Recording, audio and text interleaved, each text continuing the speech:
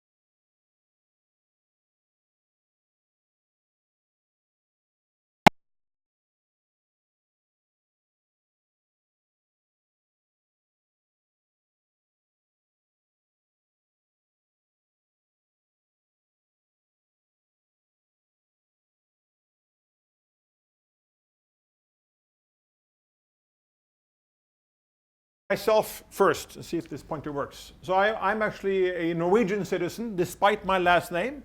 Many of you thought maybe I was going to be Chinese when you saw my name. I apologize. I'm as far away from China as you can get.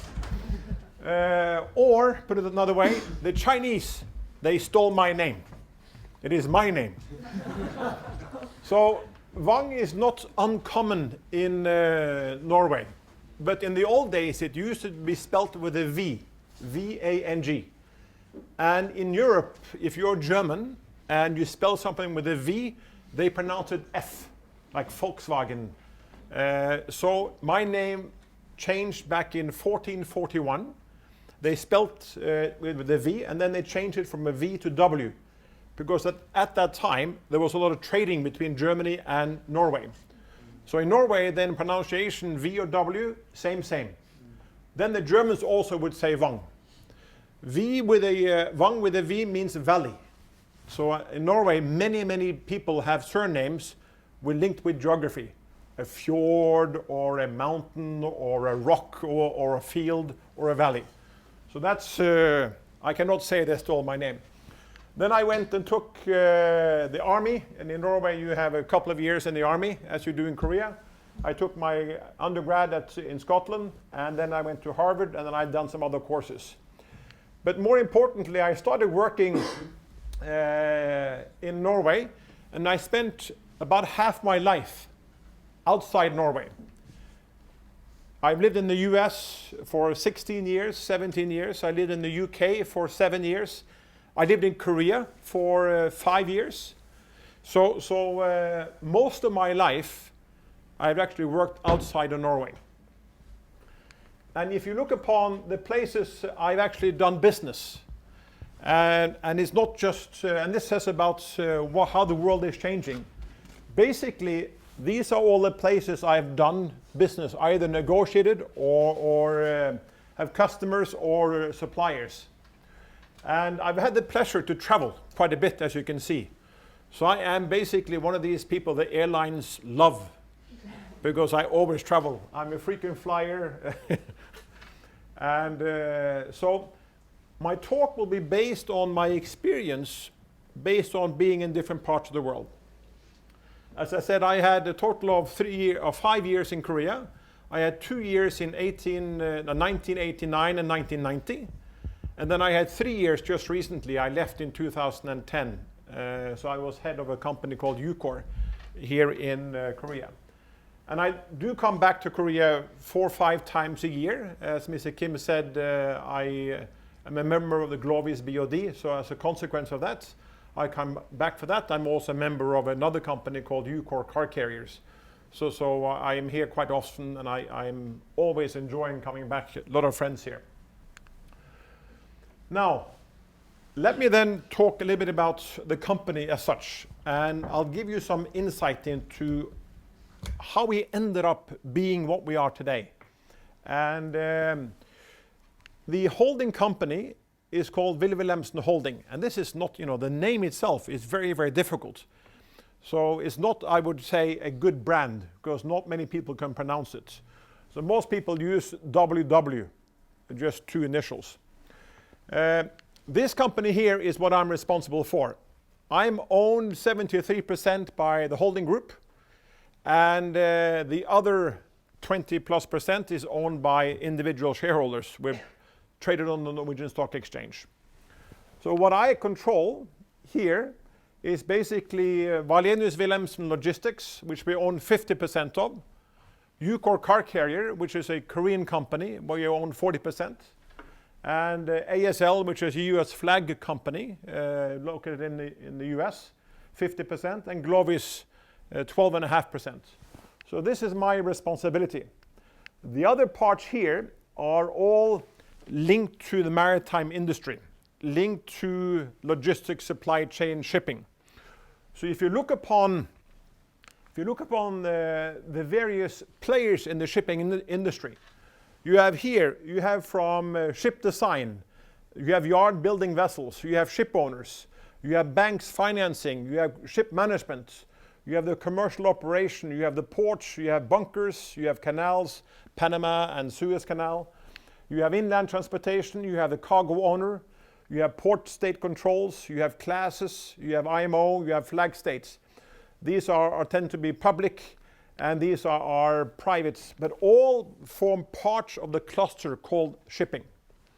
If you look upon then the WW group and where in the shipping sphere our group touches these type of activities, the light blue are areas where we are concerned and involved with. So we are not part of, we don't own any shipyards, we don't own any banks, we don't own the Panama Canal or Suez Canal, nor do we own our own cargo, which sometimes would help, nor are we part of the official institutions called flag states. But apart from that, we're involved with most of the operations of shipping companies. If you have the world fleet today consists, let's say, 100% of the world fleet, and we supply 50% of all vessels, more than 10,000 deadweight tons, we supply something to. So over half the vessels in the world, we actually touch with some commodity, some products in our group. So, but most of my job, as I said, is ship owner and also commercial operation, which we give to the operating companies. We were established in 1861. That's more than 150 years ago. That's when the company was founded in a small town outside Oslo. So it is a very, very old company. And it's still controlled by the Wilhelmsen family. Now, if you go and look upon similar incidents, very, very few companies are able to maintain their family control ownership after the third generation. The shares tend to be diluted because you tend to have children and you tend to lose control and someone wants to sell out. So being established in 1861 up until today is a treat in itself and not easy. And the Wilhelmsen family controls about 51% of the company. So I want to share with you some thoughts about the last 20 years. Let's go back to 1990. This is when I started with the company a little bit earlier. Back in this time, we had 9 vessels, 9 ships. Today, we have 160, 70. So how do you get from 9 to 150, 60, 70? First and foremost, and I've been lucky because I have been part of this process, and this process, and this process, and this process. So I've been lucky enough to be part of this history as we see it, as we've been through. The first one, the first acquisition in 1995, we acquired a company more or less the same size as us. At that time, we basically said, look, either we will be bought by them or they will buy us. At that time, I actually was working, I left this company, started to work for this company in 1990. And then I left this company in 1994, went back to this company, and the first thing I did was to say, let's buy this company. Because I knew enough about the potential synergies, about how to integrate companies. So my first task was then to, when we bought this company, my boss, who was then the CEO, he basically told me, okay, you said this was a good deal, now you go and show me. So I was then responsible for the integration. And from a personal point of view, buying your old colleagues, basically, and they didn't necessarily want to be bought because they wanted to buy us in the first place, was not easy. It's a very lonely job when you know that the people around you wanted the deal to be the other way around. So sometimes you will experience that your job becomes lonely. And what I hope you do then, I hope you have a boss who then supports you and says, look, I believe in you, just go and do it. Without that, it is not possible to integrate and do your job properly.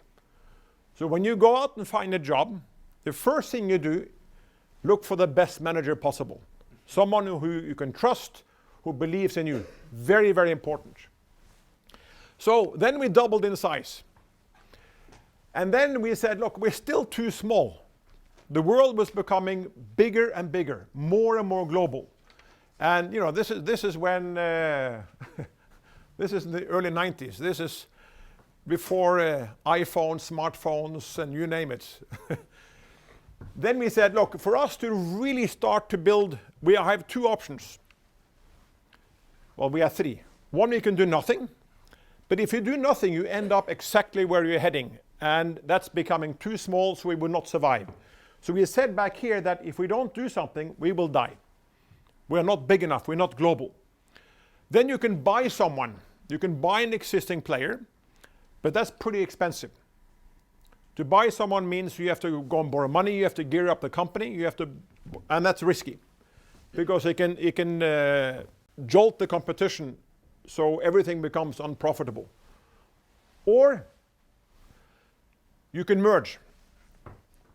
And there was two companies we looked at merging with. One was a equal size Swedish company called Wallenius Lines. They did more or less the same. They had a lot of car ro-ro vessels, and I'll come back to that. And we basically ended up saying, even though when we merge we lose some of our independence and some of the strength we have when you own something, it is less risky than to go and build 20 or 30 or 40 more vessels. So we ended up in 1999 to buy or to merge with a company called Wallenius. Hence this name, Wallenius Wilhelmsen Lines. This is a tongue teaser. And they tried to figure out, because management said, we'd like to create a new name. No one can say Wallenius Wilhelmsen. Come on, even the switchboard in Korea, or in Japan, no one says it. But the owner said, look, we own the company. Wallenius Wilhelmsen. So we said, the owners, they tend to decide. So they said, we don't care what management says. We'll call this company Wallenius Wilhelmsen. Hence, they use now WW more and more. At the same time, we established a company jointly together on the US flag. At that time, we had some 5 or 6 vessels on the US flag. And the US flag business is interesting because all the business which the US government pays for has to be shipped on the US flag vessel. And so it's a segment of the market which is closed to the foreign flag. Just like the trade from Hawaii to the US or Alaska to the US, there the vessels have to be built in the US. So Jones Act trade, which is even more special. But these are not built, these were just converted from Panama, Korean flag over to US flag. So we established this company on the US flag, catering to the US military and household goods and army personnel. Then we had one brand here. We had a brand here, and we thought life was pretty good. They had the same products. These are then car carriers, car and ro-ro vessels. And each vessel at this time could maybe take 4,000 to 5,000 cars. So they're big vessels. And the ramps everything is driven on and off. So no containers. We used to have containers back then, but we decided to leave the container industry because it is so competitive. Unless you have very, very high volumes, you don't get economies of scale. Then you had a financial crisis in Korea, the Asian crisis. At that time, we had a lot of business with Korea because at that time, if you recall, GM owned Daewoo and Ford had an ownership in Kia. So we actually were shipping all the Kia and Daewoo cars to the US on behalf of Ford and GM. So we knew, and I'd lived in Korea for a couple of years already at that time. Then HMM came into some financial crisis. They needed to sell off some of their assets. And what was easy to sell was their car carrying division. So they could not sell to the Japanese because you just don't sell to Japanese. It was too close. They were close to Toyota, Mazda, etc. So they ended up contacting us because we had strong ties to Korea and asked if we wanted to buy their car carrying units. And at that time, we established then Ucore Car Carrier, which we own 40% of, Wallenius own 40%, and Hyundai and Kia as the main customer. They own 20%. So the company was established in 2002. Head office is in Korea, and they have most of them, nearly all Korean staff apart from a couple. And then had a long-term contract with Hyundai and Kia to export all their cars worldwide. Huge success story. I think today, together with Glovis, the two most successful shipping companies in Korea. Very much linked to the success of Hyundai and Kia and their global growth. Then in 2004, the Trung family wanted to establish a company called Glovis, which was a new logistics company on the stock exchange. And they contacted us and asked if we wanted to participate in this venture, which we said, yes, very much so. So we ended up in 2004, we owned 25%. They had an IPO, and they went through some sequence. And today, we own 12.5%. Very successful company, as you know, and global, and a true successful logistics story, I would say. Then in 2000